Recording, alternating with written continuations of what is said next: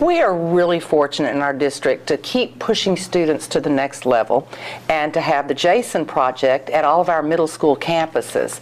As Dr. Sconzo has been pushing for the last couple of years to make sure our students are prepared in science, technology, engineering, and math, the Jason Project kind of gives our students a real-world application to what they're learning and brings in scientists and researchers through cooperation with Chevron to kind of spur them on, give them a little advice, tell them what's out there in the world, and help them focus on what they're going to be doing. Mm-hmm. We are joined today by three of our stellar middle school students. We're so glad all of you are with us.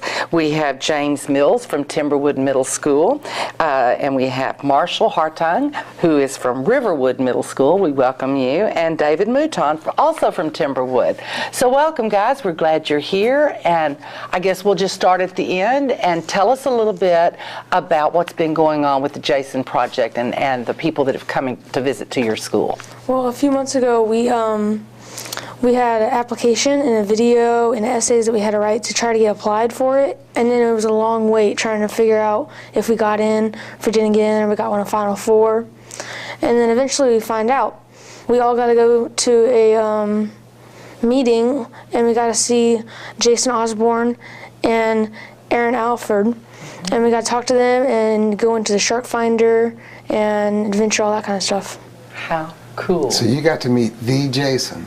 Mm-hmm. Now, how cool is that? So Marshall, tell me, how was the experience of getting up close and personal with great. Real scientists? It was great. We got to meet them, and we did all sorts of fun science stuff, and we looked through and we found shark teeth that was from Maryland, and it was really great because we got to take science and do it with real scientists who enjoy it and do it for a living. Wow, that is cool. I guess it's a lot different from just reading a textbook or doing a lesson in class.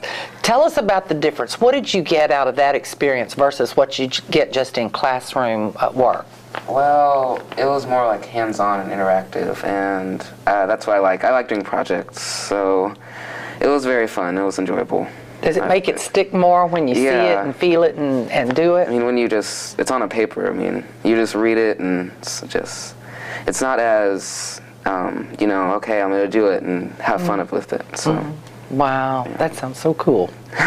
It really is. I mean, I think it's an outstanding program, but it really is good to see that you guys respond so positively too. So, James, Shark Finder. You know, if I see a fin out of the water, I'm heading in the other direction. So what's a Shark Finder? What's that all about? Shark Finder is a program that they have where basically they give you a little plate full of minerals and stuff like he was talking about from Maryland and stuff in the rivers. What they gave us though, they've never searched before, so there could be fossils and things in there that no one's ever seen before. Oh wow. So basically we got a magnifying glass and some tweezers, and we had some microscopes up front. And we got to look at the pieces that we found, and sometimes we found shark teeth. He said fish teeth, fish vertebrae. It was really cool. And whenever you find something and you have no clue what it is, and they come over there to try to help you figure it out, and they have trouble figuring it out, we get to send some stuff into a university. And if it's actually something really cool and important, then we get published in the science newspaper that we made a new discovery. Wow, that is cool. So it makes you real scientists then, not just students, right? Mm-hmm. Well, Marshall, tell us a little bit about what your future plans are. Do you think you're going to go into science, or what do you want to do when you get out of high school? Well, I know I want to go to college and be a scientist. Mm-hmm. And I'm not quite sure yet what I want to do, but I know it'll be something in the sciences. Wow. So this is a career path for you. You're really focused. David, how about you? And I'm not sure, but I want to be an architect. So, yeah. I mean, I'm really looking into it. I'm really excited for it. That's awesome. So I want to go somewhere in architecture. And how about you? Well, I wanted to start an own business where I get to build artificial reefs in the marine life environment. Oh, wow. For what? Okay, tell us a little bit about what you would want to do that for. Well, I mean, it would give a purpose to people giving more, people giving more of an interest toward marine life. Because say you get a wreath out there, and then you give people a chance to go out there and see when it's populated and you see all the fish, it'll give them more of an interest and appreciation toward it. Wow, you guys really have your careers mapped out for you at a very young age, which is very admirable because a lot of kids your age don't know what they want to do.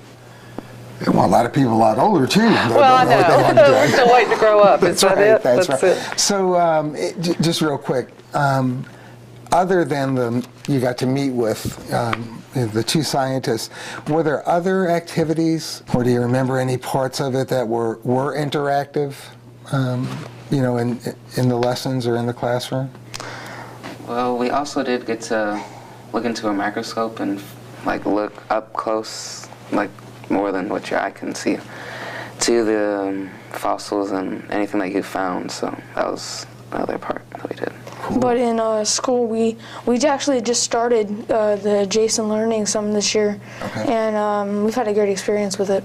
Good. So something we should continue. Yes.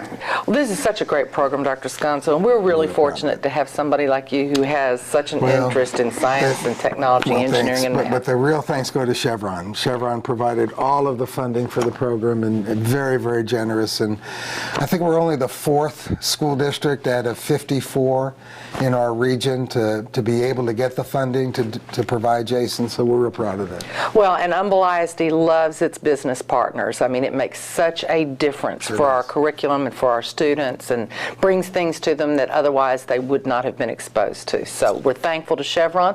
We hope other businesses will step up and also give us some money to do some programs like this. They're wrapping us up. Thank you guys so much for joining us, and we wish you all the best and happy hunting in the future. Let's see what you may be the next great find that the media gets attention for. So good luck to you, and don't go away. We're coming right back.